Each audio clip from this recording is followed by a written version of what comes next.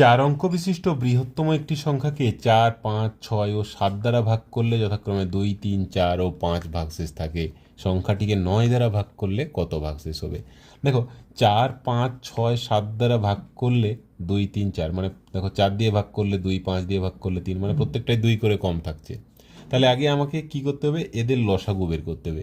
4, 5, 6 আর 7 এদের লসাগু কত? 4, 5-এর লসাগু 20, 20 আর 6-এর লসাগু 20, 3-এ 60, আর 60 আর 7-এর লসাগু 420।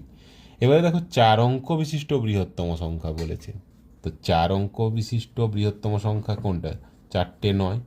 একে যদি আমি 420 দিয়ে ভাগ করি কি আসবে?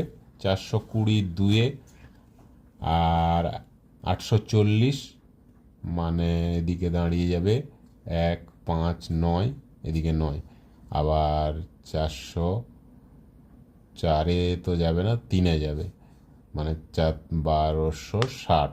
তাহলে এদিকে কত থাকছে? 339। এর থেকে 339 বাদ গেলে 9660। তাহলে 4 অঙ্কের বৃহত্তম সংখ্যা 9660-কে 4, 5, 6, 7 দ্বারা বিভাজ্য। তাহলে এর থেকে আমি যদি 2 বিয়োগ করে দিই তাহলে প্রত্যেককে 4 দিয়ে ভাগ করলে 2 ভাগশেষ থাকবে, 5 দিয়ে ভাগ করলে 3, 6 দিয়ে 4 এবং 7 দিয়ে 5। তাহলে সংখ্যাটা কত হচ্ছে? 9658। একে 9 দ্বারা যদি ভাগ করা হয় তাহলে কত ভাগশেষ থাকবে? 9 দ্বারা ভাগ করলে 9 একে 0, 9 7-এ 63, 2, 8, 9, 3-এ 27, 1 ভাগশেষ থাকবে। অপশান বি হয়ে যাবে অ্যান্সার।